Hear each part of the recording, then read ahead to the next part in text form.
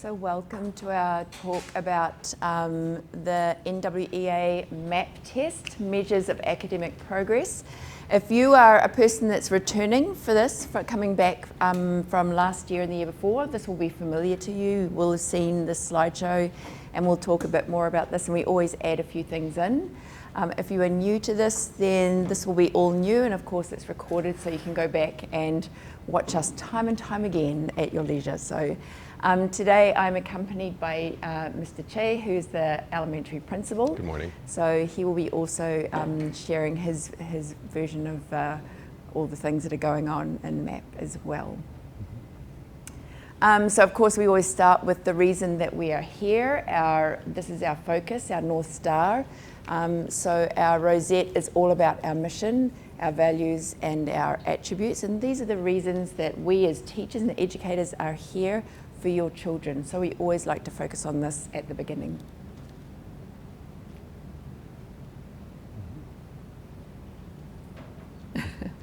So our focus for today is really just to give you a broad overview of MAP, how it works, what it is, where it comes from, why we do it. What we can't talk about today is your child and your specific questions about where your child is at.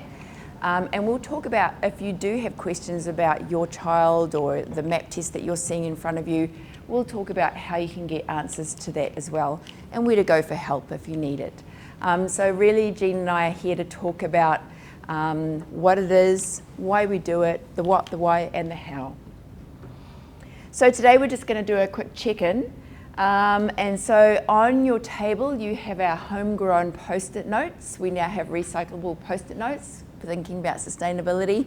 And just two post-it notes. One, we often do this with kids. We do a KWL, and at the beginning we do a KW, what you know and what you wonder. So a question that you might have. So you might just take a couple of minutes to write down what you know about MAP, what are the truths, what you think you know, and then on another post-it in front of you, just write down what's something that you're wondering about, and hopefully we'll answer that today. And if at the end you've got some wonders as well, we might have time for some questions to talk about those wonders. So just take a couple of minutes to write down a K and a W, please. All right, wow. Oh my gosh, I want to answer all of these wonderings. There's some really good ones. So yeah, it's very, very interesting. So hold on to wonderings. If I don't answer, or if Jean doesn't answer, blame him. If we don't answer the wonderings between now and the end of the session, there's some really good questions, and I think the ones that I heard, a lot of us will want to hear in the room, so they're very, very good. So what we're going to do now is just talk about a MAP overview. So as we know, a MAP adjusts, it adapts to the child as a learner. So it's like a chameleon. It comes in and it changes according to not its environment, but the child will answer a question and the MAP will change. So if I'm sitting next to Jean and doing a MAP test, we'll start with a different question and we won't see the same questions. It's not like I can look over his shoulder and copy his answers, because our questions will all be the same. And my next question will adapt according to how I answered the first question. It's also at our school, we do grades 3 to 8, and we find that gives us a lot of information. We do the fall and the spring because we want to see that attainment, where our kids are at. We get a snapshot of where they're at in the fall and where the spring, and we can also use that to guide our teaching and learning, but we can also see a really good growth pattern. So we do it twice a year, and it takes up a lot of time. So we want it to be really meaningful for our kids and for our teachers in learning. We do it in math, reading and science. These are the three areas that the KHDA require us to do it in, and we get a lot of good information out of it. And the math and reading and science are all matched to the Common Core. So the MAP test takes the Common Core and uses those questions uses that information to create the questions. It is not a timed test, unlike some others. This test, we give our kids enough time. Some of the kids like to rush through it, and we do have an expectation about how long it should take, But if kids don't finish it, if the students don't finish it within that given time, we give them extra time as well. We do have a window of time though, because we do count how many weeks of instruction leading up to the MAP test. So we set the MAP test, we have the MAP test on a certain week, and the weeks of instruction leading up to it really tells us about where those norms lie. And so we don't have it carrying on for weeks and weeks and weeks afterwards, because it would give a difference if you set the MAP test at the beginning and then 3 weeks later another child sits it. You can't really compare their results. So we really tried to keep it in a 1 to 2 week max window, and then we cut it off. And once the MAP test is cut off, we cannot re-enter it. And finally, the things that it measures for us is we can look at their achievement, what they're achieving according to the Common Core. So what we're teaching is all those standards throughout the Common Core. In science, we're teaching the national science standards, and then in reading and math, we're teaching to the Common Core standards, and that's what it measures. So it tells us a snapshot of where they're at with those Common Core standards. And then it also tells us that growth over time, like I said. So we can see from fall to spring, and then as we go on, we can also see from fall to fall or spring to spring. And we usually measure across a year when we're looking at the big picture data. The MAP, there was a question over here about, is it measured against schools like ours? And so there's a huge body of research that the MAP comes from. They set their norms in 2020 from a huge body of research, millions of students from across the US, also from these are the different types of schools that they take it from as well. And we've also got schools that we compare to around the world. And we have a region, the Near East South Asia region, that we'll look at the data from as well. Jean will show you that data where we compare ourselves to how we do with the US norms, also how we do with the norms from our region. When the MAP does all that body of research, and so they reset their norms about every 5 years. So they're coming up to resetting their norms in 2025. So we're interested to see what that will look like as we move forward into the next year as well. And just on the right, so the State Department schools, all the schools that I speak to, and I'm a part of a professional development group for the Near East South Asia region, and they all use MAP testing. And the KHDA requires all US curriculum schools to use it in the UAE, in Dubai. So when we think about MAP, you might have seen this before, really when we look at MAP as a snapshot of what that looks like on that day, it really helps us build a profile of the student. It helps us understand what that student might look like. And it has a standard deviation. So we say the MAP test says, if they took the MAP, the RIT score sort of is within a area. If they took that MAP again, probably, I think it's 3 points, is it 3? Yes. Probably they would go 3 points up or 3 points down within that area if they took it seriously and did it properly. So it's really a snapshot of what is happening at that time, and we help build all the other things that the student is doing in the classroom and the other testing that they're doing and the other assessments. We build all that to build a picture, a profile of the student. So it's like my puppy. This is Rocket. I'm introducing you to Rocket, and Rocket looks very calm and cool. This is a snapshot of Rocket. He is sleeping and he looks like a very sleepy, calm dog. But at other times, Rocket is running around and barking, and at other times he's drinking water and eating food. So this is just a snapshot of what he looks like. We look at all the other information to see what sort of dog Rocket is, and it's the same with your student. We look at all the things that go together to create this student profile. So this one, you might have seen this before. We see two students. The student wearing the pink shirt, we can see their score is higher. And often we hear parents, I hear parents saying, my older child, they got this score, and then my younger child is doing something different and their score isn't as good. And naturally we compare as students, or we want to compare, how is my child doing with other children in the school or other children in the class. It's kind of a natural thing that we want to do. So we do look at where their RIT scores are, and you can see that the child in the grey shirt has a lower score. However, what we as a school really look at, and what we see parents who are thinking about this looking at, is this.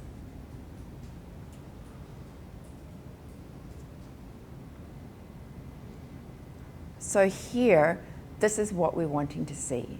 We're wanting to see that they're growing over time. They might not grow from one test to the next.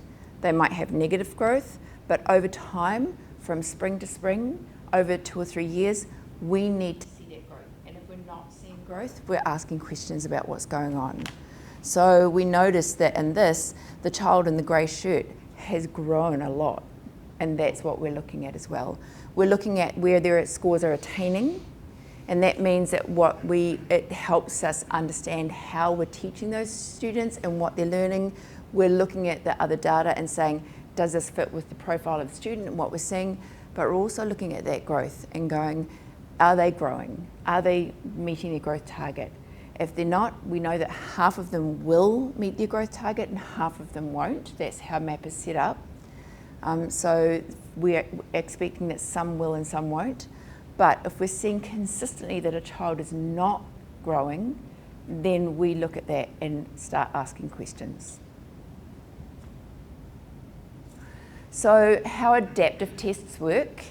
I was talking to you before, just saying your child has figured out that if you answer a question wrong, then it will get easier. And if you answer the next one wrong, it will get easier. And they've figured that out. And it's a really tricky place to be in. So it's going to be a really interesting conversation to look at that over time and say, what's going on here? Because that will affect results over time.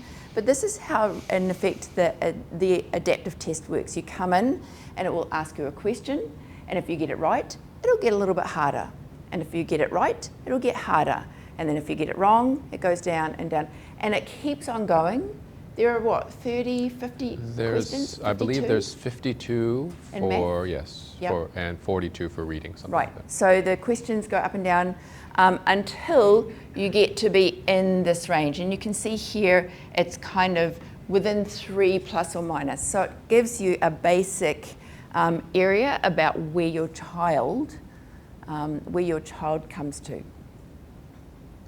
And our children don't, they don't unlearn things, unlearn content and things. So if they get a score that was less than last time, it's not because they've unlearned things. The MAP test changes and adapts over time. And so they're really just growing and learning. We're looking at their profile over time. So a RIT score, you'd see this. A RIT score is a research-based interval point.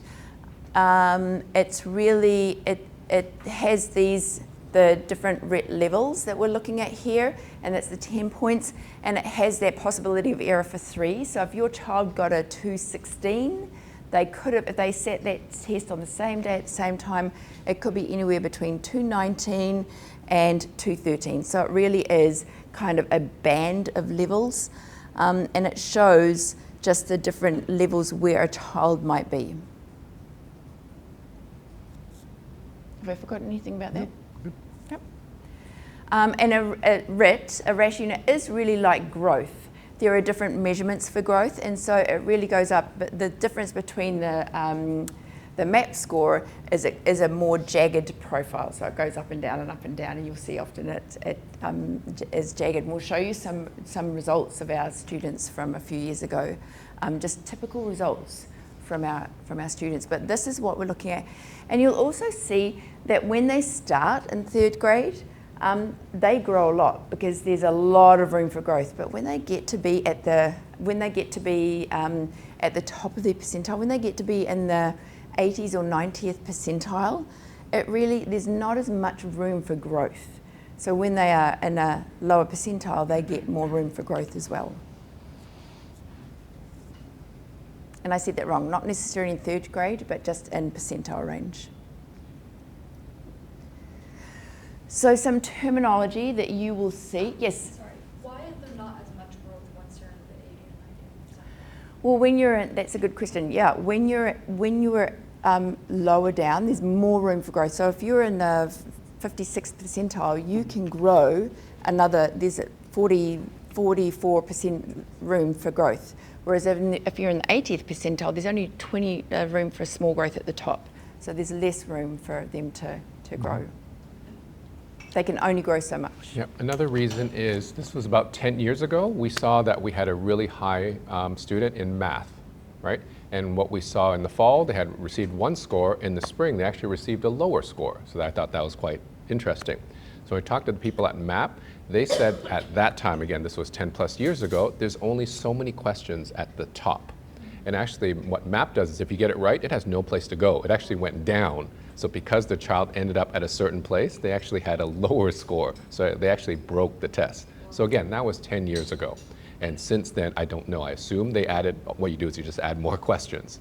But it points to a place on this RIT scale. It's the same for elementary as it is for middle school. So if someone got a 200, whether you're a 7th grader or a 2nd grader, it should point to the same place. Does that make sense?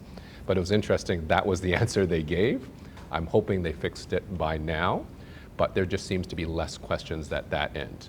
In my experience, it seems like it's really good for elementary to provide some information. I think by the time you get to middle school, and that we actually stop in grade 8, right? We have other measures, PSAT, SAT, those kind of things, which seems to give us better information. We'll talk about that a little bit later when we talk about what it kind of measures.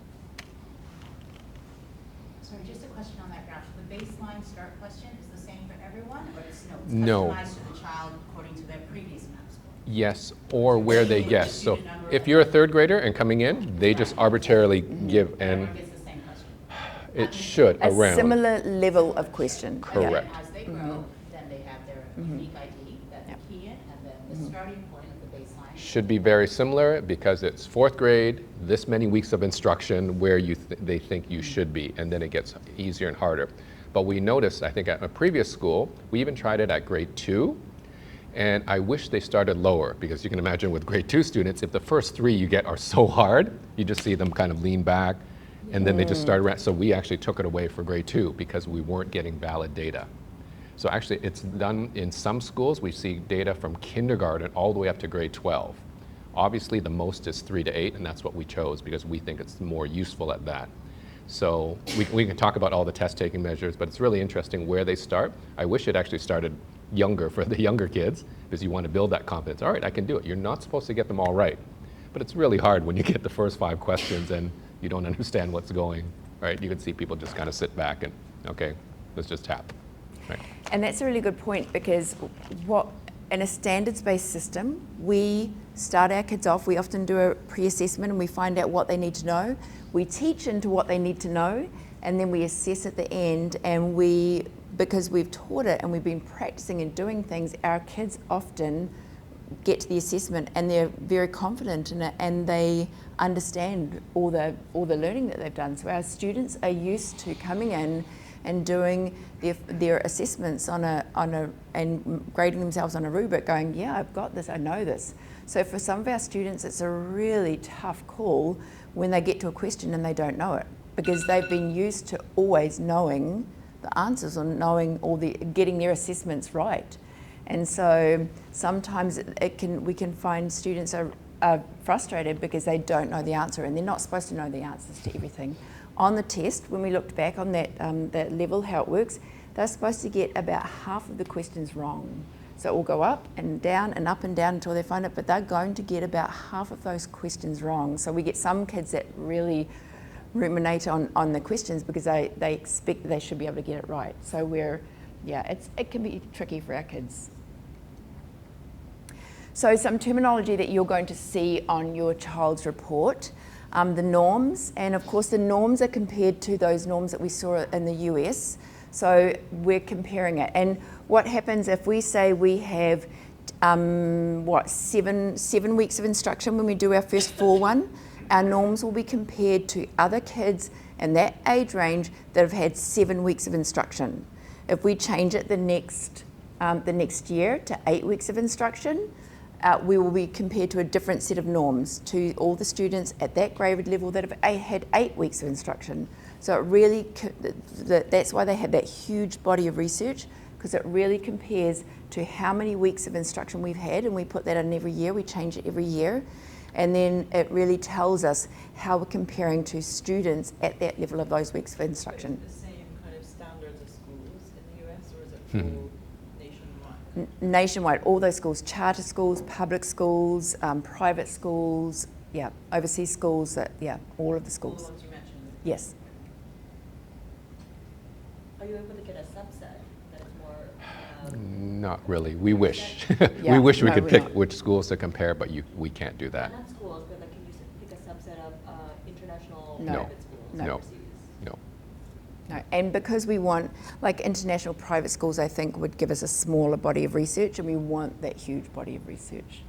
But instead what we do is we call DAA or we call other schools Yeah. to say, then that's Yeah, how we get the information. And you will Yeah. see how we compare to other schools coming up. Yeah, we'll show. So the proficiencies compared to the criteria. So our criteria are our Common Core standards. So what does your child know about science, or know about reading comprehension, or what does your child know about the numerical system in math or geometry? So that's the proficiency that we look at. The growth, and this is where we've talked about, and this is, remember, an estimate. When we say at this time of year, we're expecting an estimate growth. That's what, when we look at the US norms, they calculate that. So the MAP calculates that, NWEA calculates that, saying this many, if these children set up at this time of the year, at this grade level, then we expect their growth, we expect the average growth to be this much. And being average growth means that half of our kids might reach that growth and half of them might not. And that's how the system works. So we don't have control over that, but the average growth means that half might and half might not. And finally, the percentile. And so the percentile range, it's actually a percentile rank. So it's ranking where a child might be. So it's not a percentage, you're not getting it out of 100. So the percentile is really how well the student performed with that group of students. So if your child is in the 70th percentile, it means your child performed at that level of better than 70% of all the other children, at or better than 70% of the children. So it's a percentile rank, not a percentage.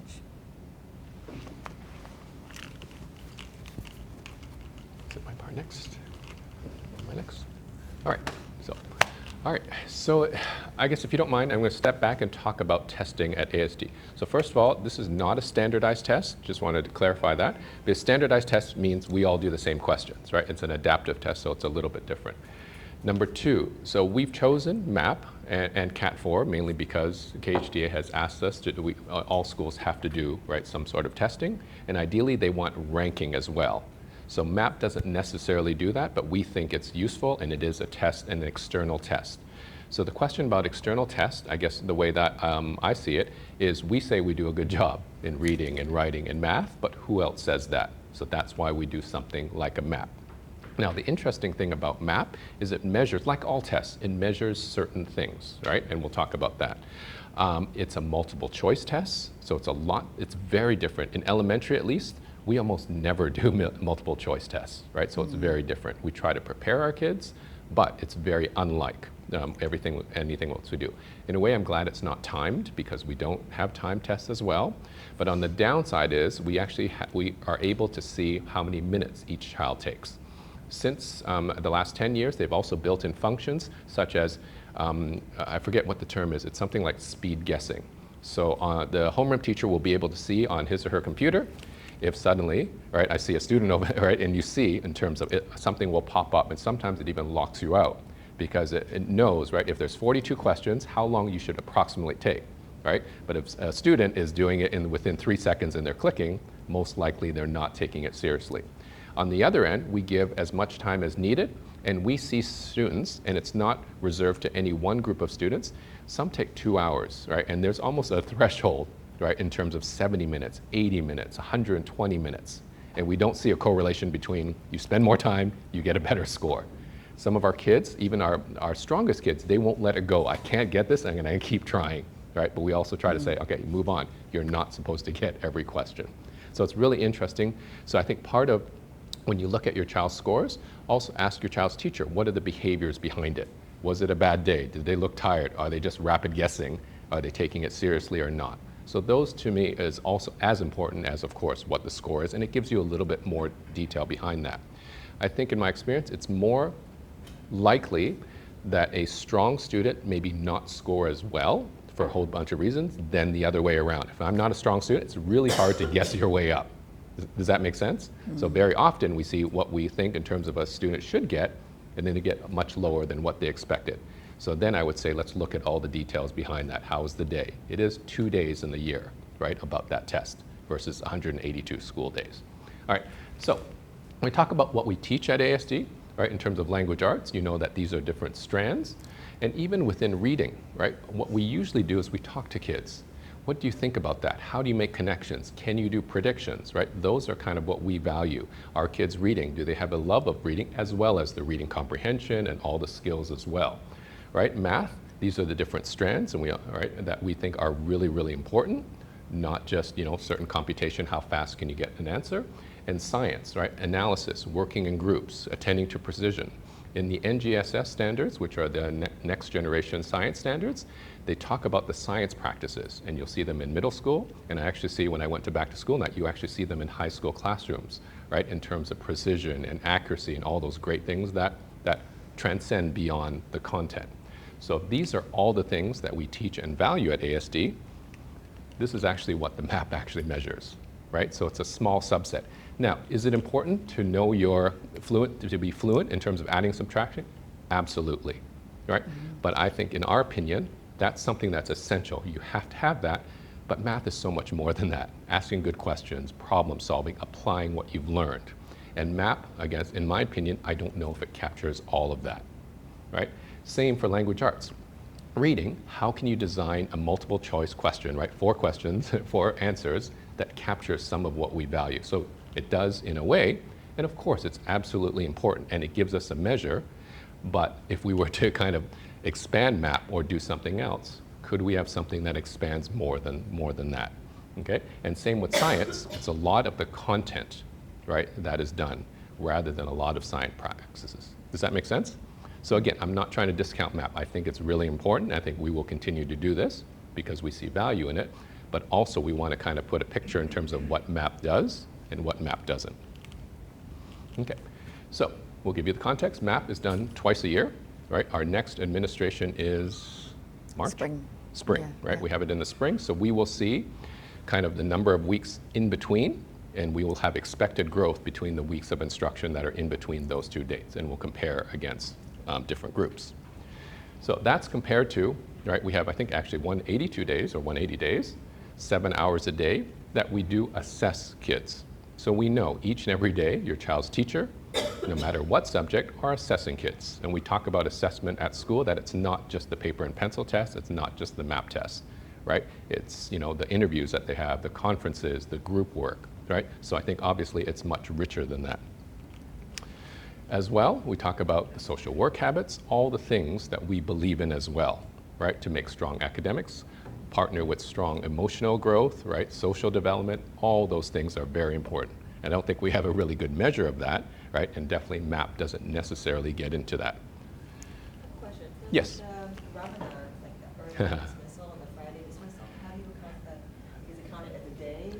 Yes, so again, that's a great point because I think MAP is trying to make those comparisons right, worldwide, right? But like you pointed out, what groups are within that? Are they charter schools? Are they private schools? Are they public schools?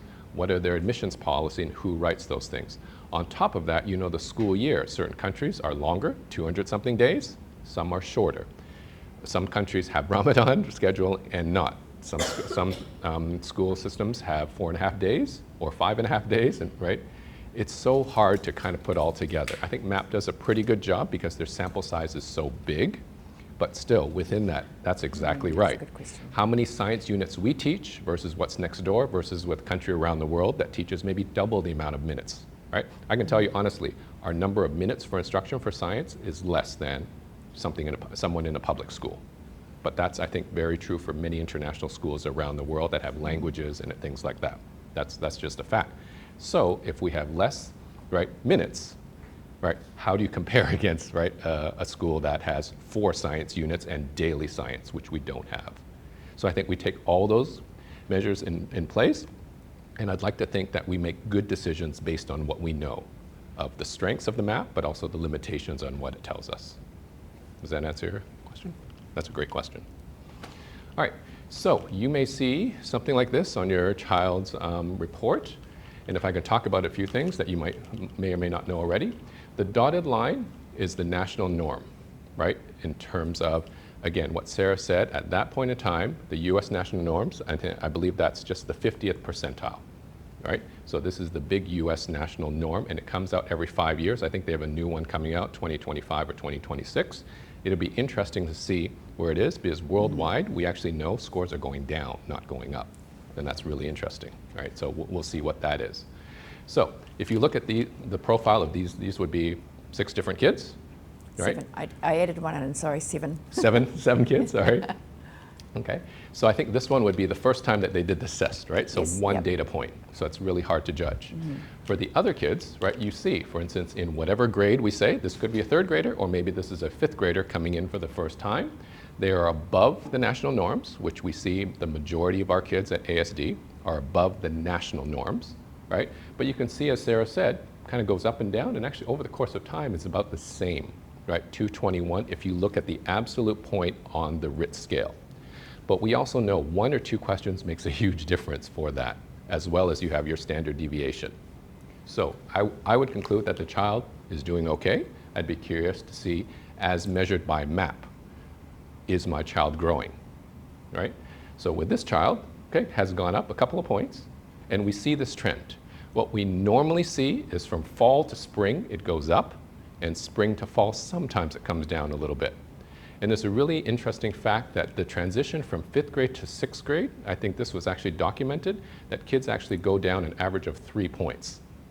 And they don't know why, because the questions should be the same, because we're all pointing to the same scale.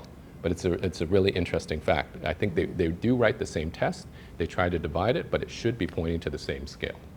All right, so for this child, right, they're around kind of where the national norm is, with a little bit of dip. Right, and this child is obviously doing extremely well compared to the national norm, right, quite a bit higher. This is the one data point. And again, this is someone, again, a student who is, you know, as compared to the national norms, right, is doing better. Okay. Just a personal reflection. So I have 3 kids, and they've all gone through international schools that have done it. And again, this is not necessarily what you would do, but I don't remember ever showing the MAP scores to my kids. To me, this is one piece of evidence, and maybe that's the one thing that I would love to kind of offer to you. This is one piece of evidence, right? To me, every MAP score that I've ever seen of my kids, it reflected a lot of what I already knew or what the teacher had shared with me, right? I know my kids' reading scores were never great. To this day, they are not strong readers without bribing or threatening or anything like that, you know, with my upbringing. I think they do okay, right? But it's really interesting that I took that as I talked to my child's teachers, and it reflected a lot of what I already know, what they knew, and we kind of move forward with that. So it is a data point. Again, I know it's important because it's an external data point, but a lot of it was more often than not, it reflected what the teacher already knew because he or she saw my child every day. Yes? But they do share it directly to the child in middle school. In middle school, it's a little bit different, and I think it's good. I think at that age, it's good because you can bring that in. Hey, what do you think about this, right? And that's how they do that. Yes, but in elementary, we generally don't, right? Because, right, for different reasons. I think middle school, even with your conferences, I think you bring your child in, it's a little bit different model. So I think it is good. And we may come to a day where we do invite kids in, but I know that's done in middle school, and to me, that makes more sense than a 3rd grader for the first time, right? It's not, I don't think it's as useful. And I think this really just shows also that these are our students. It just shows a really jagged, we talk a lot about the jagged profile where we don't see, there's no such thing as typical growth. And so we're not seeing kids that just go up and up and up and up and up and up. That doesn't, it generally doesn't happen, very seldomly does Very it happen. seldom. Yeah. Yes? The average line is for all grades combined or just grade by grade? It should be grade by grade. Yes, so I think these, This, it looks like the same. that average line is this grade levels, norms after that many weeks of instruction. So Yes. the average for, let's say, the dot line. Yes, it's that's the same. 50, I think that's it's the same. 50%. Yep. Yeah, so Yep. this looks like one grade level, and the next grade level would be different, higher or Yep. lower, depending on the grade level.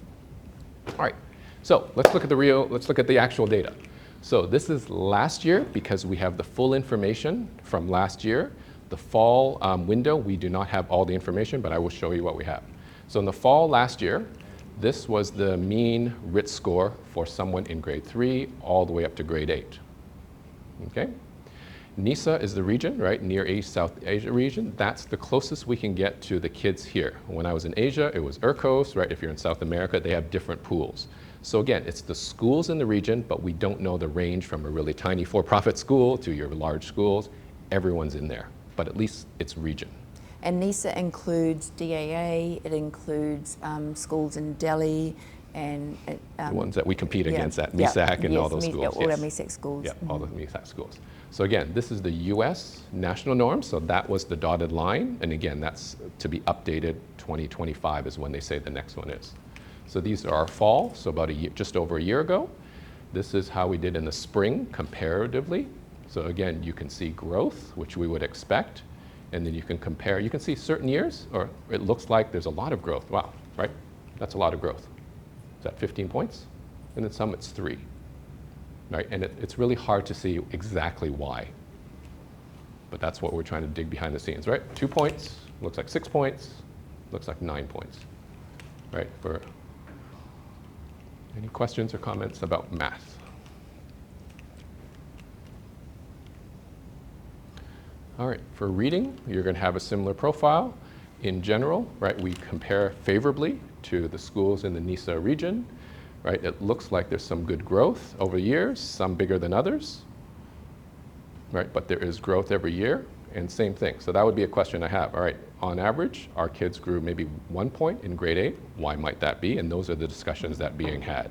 Is this an anomaly? Is there something interesting about that year, right? That cohort just raises a lot of questions. But overall, I think we compare quite favorably to NISA as well as the US. Okay. And finally, for science.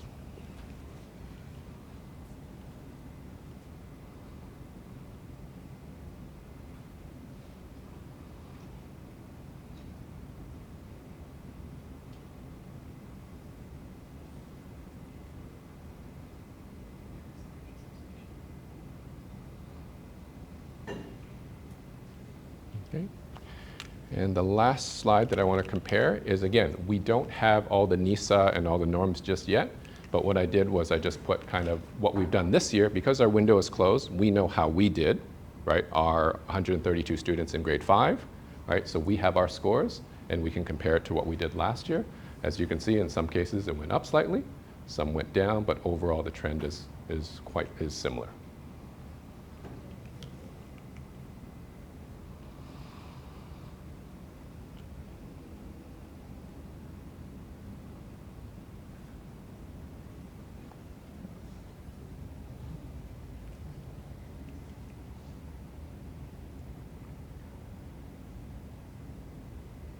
Any questions about the data?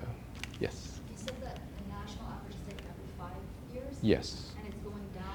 Yes, it's an interesting, as we've been looking at it, just at different schools, we talked to our colleagues around the world, it seems like it's going down. So is that COVID? Is that screens? It's really interesting in terms of why that might be, and none of us really have the definitive answer, and I don't know if we'll ever know, but it seems like as we talk to different schools, the scores are going down and not up, which is really interesting. But if you think about when the norm was taken in 2020, that would have been probably all the research was 2019. Now, right, 2025, they would have probably looked at this year's and the last couple years' data, so it'll be interesting. And we look at the data from the OECD, so the PISA and the TIMS and the PEARLS, which are those big, those worldwide tests as well, and what we're seeing are those trends as well over time. So we follow the trends very carefully. We sit down as a leadership team and we look at them. We think about where our kids are at. Mostly when we look at this, we don't look a lot at the NESA region or at the US norms. We look at our students and we say, how are our students doing and how are we going to ensure their growth? And if we're seeing trends over time for our programs, we look at our programs and think about how do we do better as a school and what do we do better with our teaching and learning. But also teachers look at the data as well. We have data dive days where we sit down and the teachers look at the data and they compare the data, they triangulate it with the other data that they've got. And so we use this a lot to think about how do we do the best teaching and learning for our students. On this side, I mean, most of them are flat to down, with a few exceptions. Has there been any impact from any of the changes in curriculum on the math and reading? No, that's interesting, and ideally I would love for that to be that correlation, but as we showed in the math, there are things that we value equally, right, that I don't know if it will ever show up in a math, right? So this is year 2 of our adoption of the new math program. I wish I could say it has this positive effect on MAP, but some of the other measures that we're looking at in terms of the perseverance, the application, we see some positive again, even in year 2, right, how they're doing it. So will it ever translate? Of course, our hope is that it will raise, MAP scores, but I don't know if MAP will capture that necessarily. So I remember having this discussion. I think I have a way to improve MAP scores. We can teach more to the test. We can do a lot more multiple choice, right? And at my previous school, we did a whole week where we dropped everything and we prepared. And to me, I don't think that's the right way to do, right? Because it's so foreign and different, and I think that presents some challenges. Our kids do not do any multiple choice, right? It's very rare that they do that. So I think that is a disadvantage.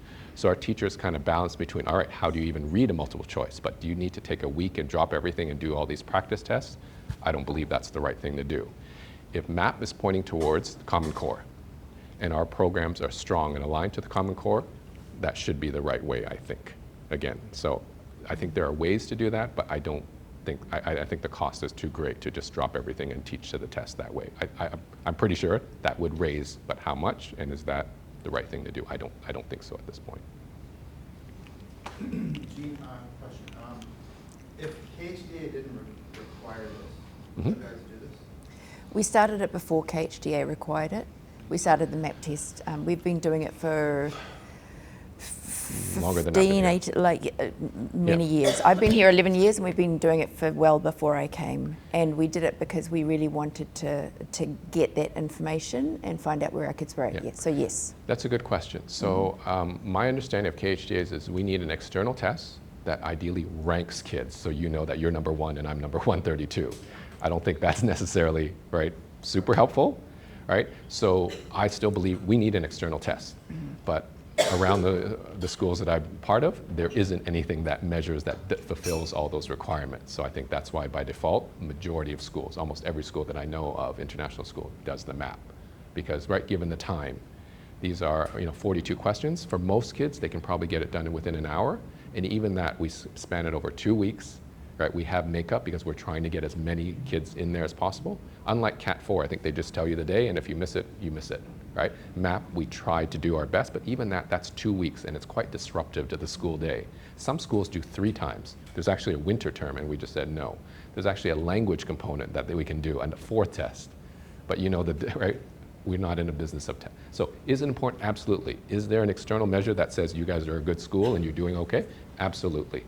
But we just want to know the limits of what it can do and what it doesn't do. Yeah, because I think when you look at it as a benchmark tool for the regulatory authorities for schools to see how they're doing to grade themselves, I think it's interesting. It is. As a parent, from a child's perspective, I'm interested in the growth, but I'm also interested that if you have a classroom where a child is having certain scores, whatever those scores are, whether they're high or lower, how, when you look back in retrospect, have you been able to, or maybe not yet, but how would you be able to, going forward, use this as a tool for the child? Great question. Put away all of the, I don't care about other schools, I don't care about NESA or the United States, just interested in my child that map test. Right. Yeah, and we're interested in your child too. That's our, Exactly. that's our whole and that's goal. a great question, and that's Yeah. my struggle with MAP all these years. So even when I was a homeroom teacher trying to figure MAP out, and I've been to a lot of PD and a lot of sessions, and I never found kind of that silver bullet, the perfect answer. Because what happens in the younger grades, there's something called a learning continuum that's behind the scenes. So what happens is if in reading, I receive a score of 200. What it does is MAP, if you look behind the scenes, they give all teachers, all of us, access to a learning continuum that has 200 to 210. These are all the skills that it asks. But the skills, some of them are so long. They're like 40, 50 skills. And what MAP says, if you scored, say, I'll pick a number, 205, so that's between 200 and 210, here's all the possible skills that are in there, and your child got 50% of these right.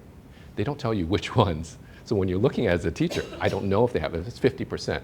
So it means from 190 to 200, your child is getting 75% of these right. And if you go up 10, 210 to 220, they're actually getting some of these questions, 25.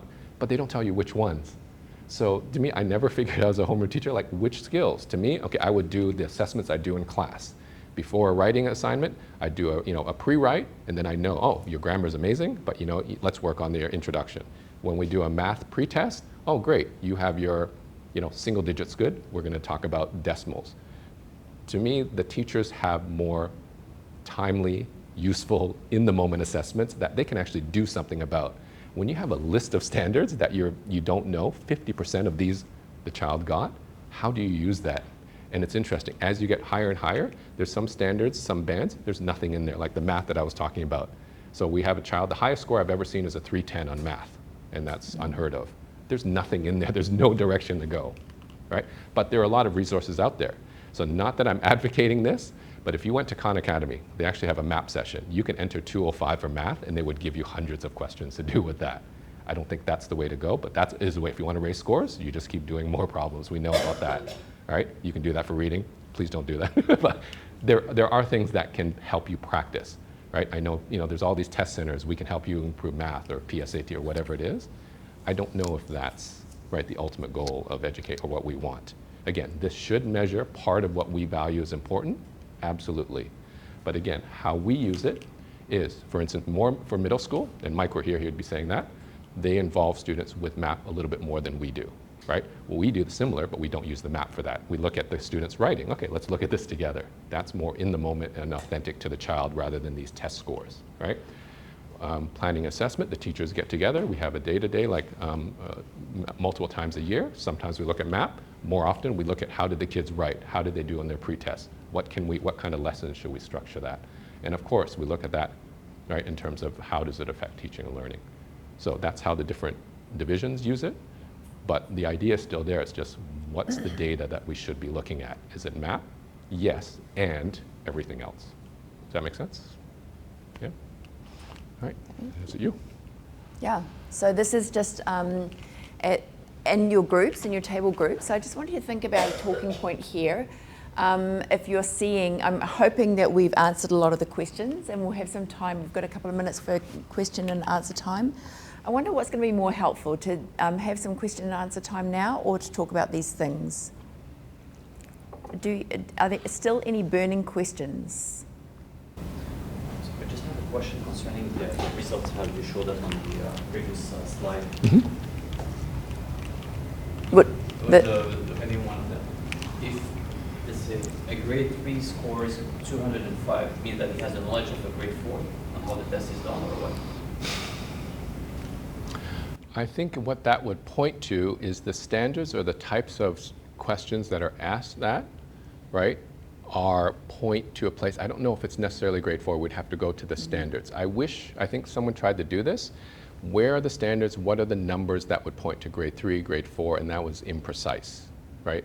So I don't think we would say necessarily it's grade 4, but it seems like compared to the group, right, they're advanced, right?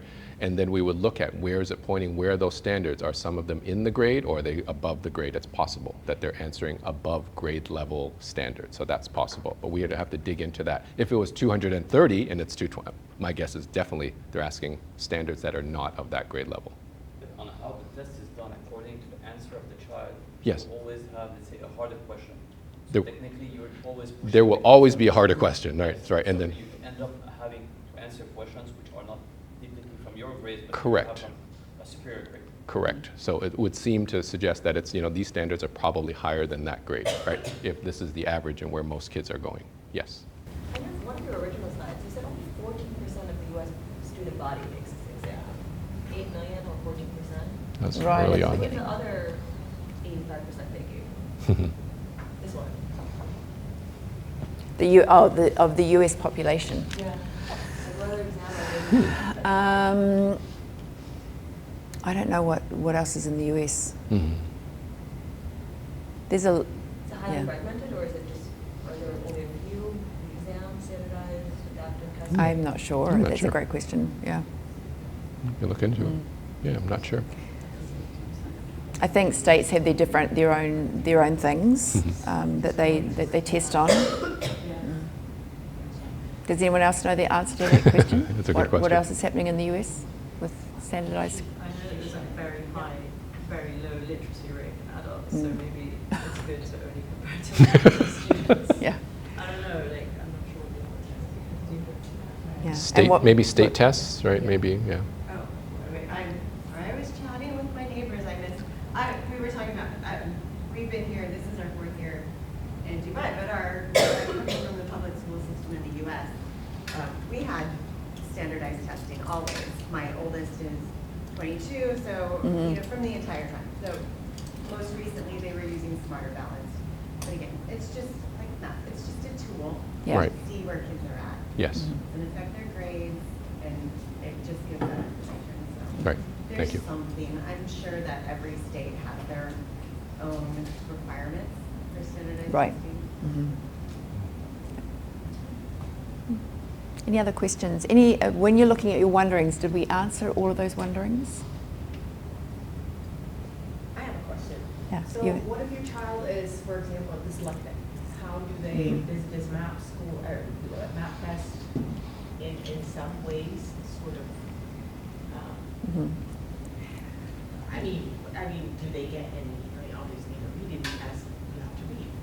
But if you're dyslexic, then on a normal test, you would have text-to-speech or something, Right. Yes. What So we does were MAP talking about the test neurodiverse. do Yeah. to Good question. accommodate? We were talking about the neurodiverse student. So if you have students here that have an identified a learning difference, if they have accommodations written into their what is it, IEP, if they have an accommodation of text-to-speech, we do that within the MAP test. So there are other things. I've got my testing coordinators at the back. What are some of the accommodations that we have in MAP? We've got text-to-speech.